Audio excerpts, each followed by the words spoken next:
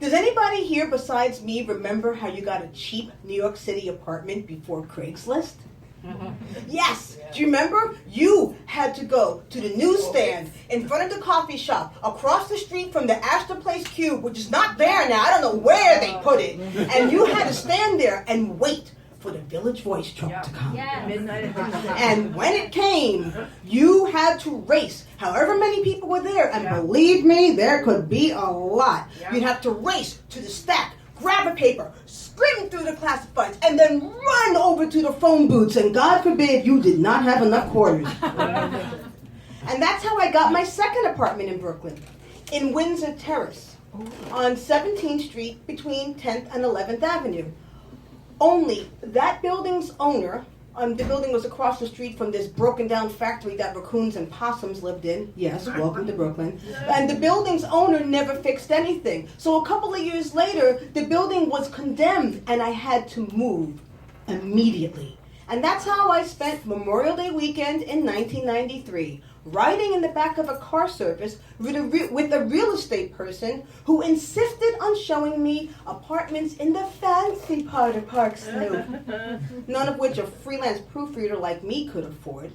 And I could tell she was kind of getting annoyed with me as we rode down 7th Avenue, and as we crossed 9th Street, she leaned in and said, "I don't recommend you take an apartment above 10th Street, dear." "Why?" "Because that's where all the Puerto Ricans live." Now, she had no way of knowing that's what I was, because she didn't ask, and there was no reason for me to tell her. And there was no reason for me to tell her I had already been living above 10th Street for the past 5 years, because I had already told her. So what I did say was, "Claro, los puertorriqueños viven ahí, te suave!" Like literally, I did this in the cab, I bumped my hands on the roof. And she went, "What? No, but you don't." "Oh." And I said, "Oh, what?" "I'll have you know, my father, he works at 100 Center Street. You know, Manhattan Criminal Court, where they film Law and Order." I didn't tell her my father screwed in the light bulbs there.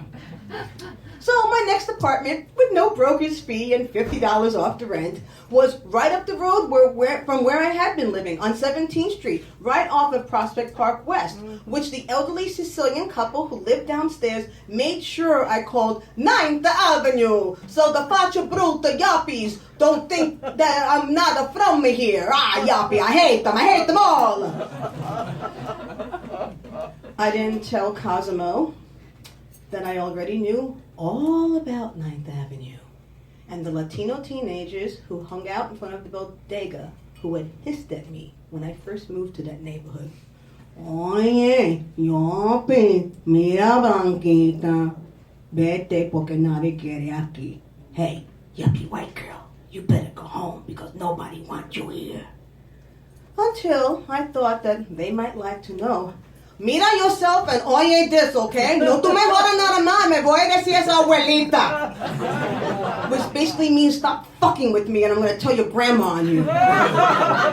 And then the smallest one whacked the biggest one in the chest and said, See, I told you she was Spanish. I got a cousin with red hair. They all crazy. But those kids didn't know that I had come from a neighborhood way worse than theirs, or that both our moms probably wore the exact same brand of chancleta slippers in the house. And they probably wouldn't have cared that, to me, their little neighborhood between Greenwood Cemetery and Prospect Park was the best place that I had ever lived. And that every month, the sight of the rising full moon as I walked down the hill from the subway was so beautiful, it almost always made me cry. That's it, guys. If you want to hear more, Saturday, February 13th at the Tank Theater. Like me on Facebook. Follow me on Twitter. Because you can. All right, guys. See you later. Oh, I'm next month's host, too. Woo! And I promise that next February February show will be just as much fun as laying half naked and indolent under a palm tree, clutching a Myers rum daiquiri, and watching dolphins frolic in the azure surf. Well, almost. All right, bye guys. Here's Barbara.